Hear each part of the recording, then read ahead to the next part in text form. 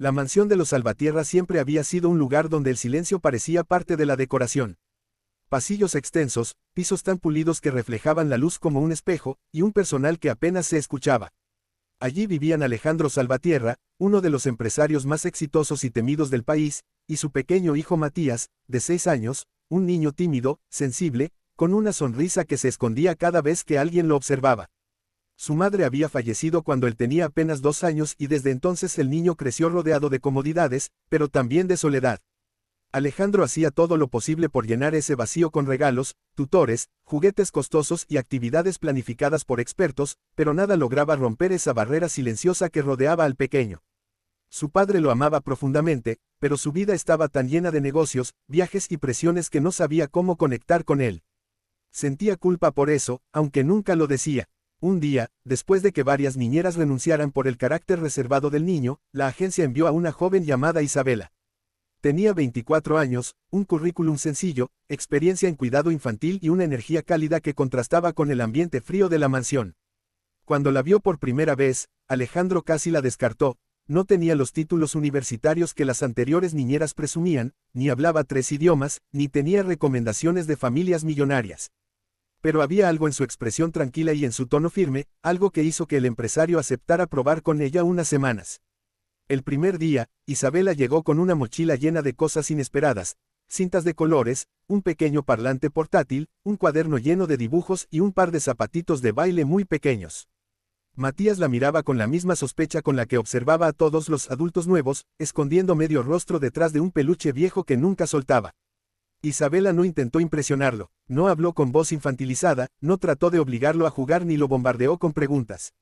Simplemente se sentó en el piso, cerca de él, sin invadir su espacio, y comenzó a dibujar en silencio. Después de unos minutos, Matías asomó la cabeza para ver. Era un dibujo simple, un niño con una capa roja volando entre nubes. Isabela notó que él miraba y deslizó el cuaderno un poco hacia él.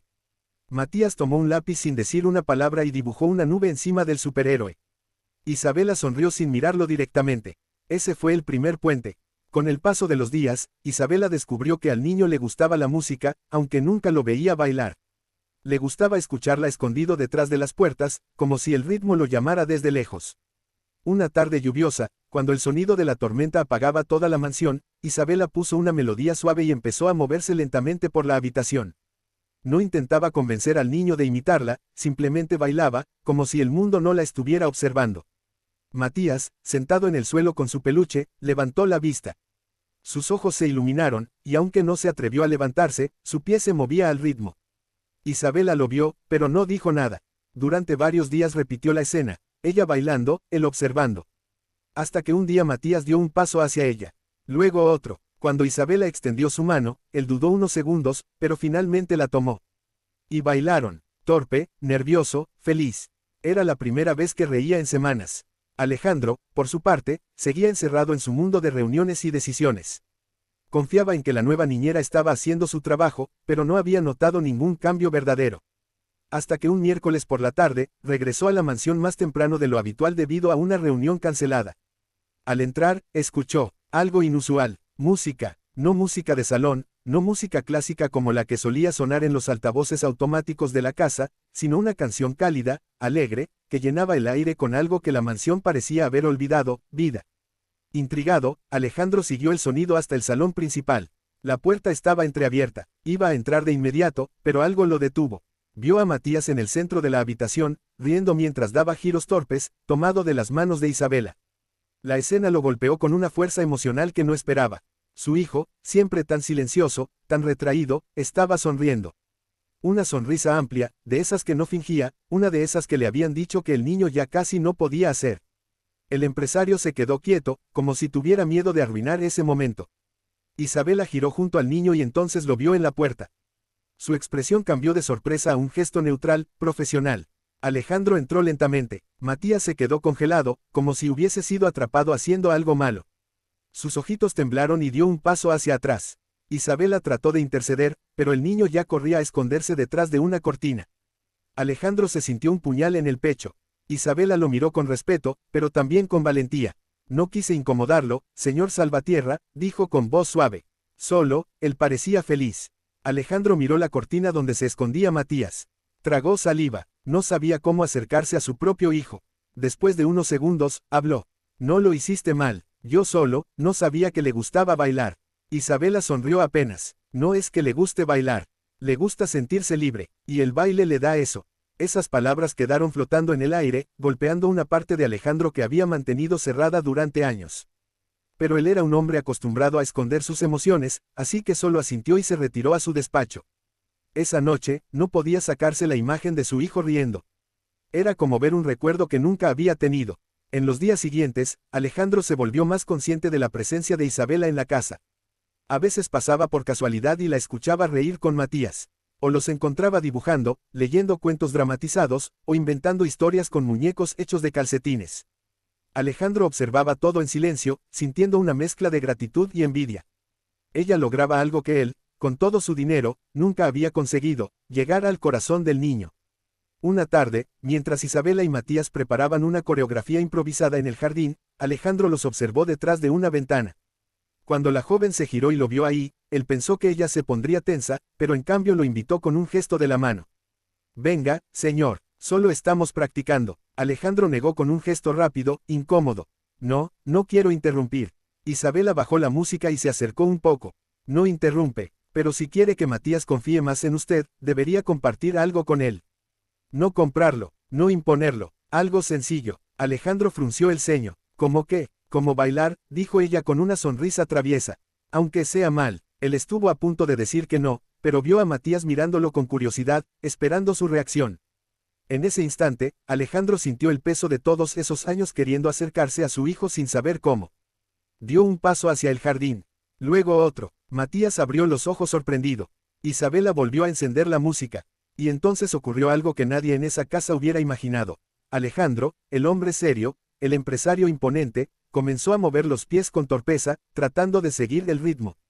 Isabela se reía suavemente, Matías también.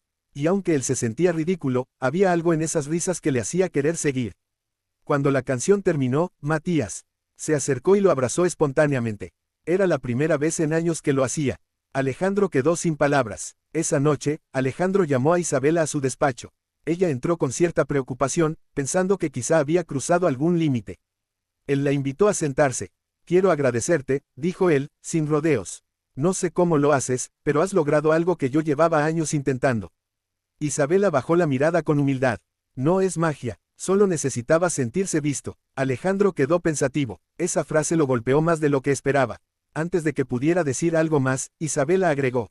Matías es muy inteligente y muy sensible. Pero también tiene miedo, incluso de usted, no porque sea un mal padre, sino porque no sabía cómo acercarse. Usted estaba siempre lejos, aunque estuviera en la misma casa. Alejandro sintió un nudo en la garganta. ¿Y qué puedo hacer?, preguntó con sinceridad. Estar, eso es todo, estar de verdad. En los días siguientes, Alejandro siguió el consejo de Isabela. Llegaba un poco antes a casa, compartía pequeñas actividades con su hijo, incluso se animó a ayudar con algunas coreografías. La mansión comenzó a llenarse de risas y música, algo que ni el personal ni los propios habitantes recordaban haber escuchado en mucho tiempo. Pero justo cuando todo parecía encaminarse, ocurrió algo que cambiaría todo. Una mañana, Alejandro recibió una llamada urgente de uno de sus socios. Habían descubierto un intento de fraude interno en su empresa. Uno de sus directores financieros había manipulado cuentas durante meses. El empresario pasó el día entero resolviendo problemas, revisando documentos, enfrentando abogados y tratando de contener un escándalo. Estaba agotado, furioso, tenso. Al llegar a casa, escuchó risas desde el salón. Pero esta vez, en su estado emocional, lo tomó de otra manera. Caminó hacia la habitación y vio nuevamente a Isabela bailando con Matías. Esta vez, el niño llevaba una capa hecha con una sábana y saltaba como si fuera un superhéroe. Isabela lo seguía, dramatizando cada paso. La escena era adorable, pero en el estado mental de Alejandro, algo se torció. Entró de golpe. Basta, dijo con voz dura. Matías se detuvo en seco. Isabela también. Creo que ya fue suficiente por hoy. Isabela lo miró con sorpresa. Señor, solo estamos jugando. Él estaba feliz. No te contraté para convertir mi casa en un circo, respondió Alejandro sin medir sus palabras. Matías soltó su capa y retrocedió. Sus ojos se llenaron de una tristeza profunda. Isabela respiró hondo. Discúlpeme, señor Salvatierra, no era mi intención molestar. El empresario salió sin mirar atrás. Matías corrió detrás de Isabela cuando ella se retiró a su habitación. No quería que se fuera. No entendía por qué su padre había gritado. Esa noche, Alejandro no pudo dormir. Las palabras salían y volvían a su mente, golpeándolo una y otra vez. Sentía culpa, pero no sabía cómo arreglarlo. A la mañana siguiente, cuando fue a buscar a Matías, el niño no quiso verlo. Se escondió, cerró la puerta de su cuarto. Y Alejandro sintió un dolor que no sabía cómo enfrentar. Buscó a Isabela, la encontró guardando algunas de sus cosas. Ella pensaba que la iban a despedir. No te vayas, dijo él sin respirar. Ella levantó la vista sorprendida. Señor, perdona lo que dije, no tenía que ver con ustedes. Tuve un mal día y reaccioné mal. No quiero que te vayas. Y, no quiero perder lo que hemos logrado con Matías. Isabela observó el rostro del empresario. Esta vez no vio al hombre poderoso e inaccesible. Vio a un padre desesperado por no fallar. No me iré, respondió ella con suavidad. Pero prometa que no volverá a hablarle así cuando él está feliz. Lo necesita, lo prometo. Ese día, Alejandro llamó a su hijo y se sentó frente a él. No sabía bien cómo empezar, pero lo intentó. Matías, perdón, dijo en voz baja. No debí gritar. Yo, estaba enojado con otra cosa. No contigo. El niño tardó unos segundos en reaccionar. Luego se acercó lentamente y apoyó su cabeza en el pecho de su padre. Alejandro lo abrazó como si temiera que desapareciera.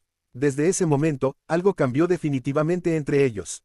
Alejandro empezó a involucrarse más en la vida del niño, no como observador, sino como participante.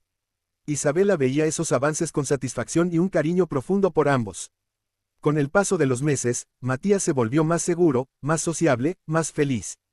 Y Alejandro descubrió que cada vez que Isabela estaba cerca, él también se sentía distinto. Más liviano, más humano. Un día, mientras los observaba bailar en el jardín, entendió la verdad que lo dejó sin palabras. Isabela no solo había enseñado a su hijo a vivir de nuevo. También lo había enseñado a él. Le había devuelto lo más valioso que había perdido sin darse cuenta, la capacidad de amar sin miedo. Y en ese acto simple y poderoso, había cambiado sus vidas para siempre.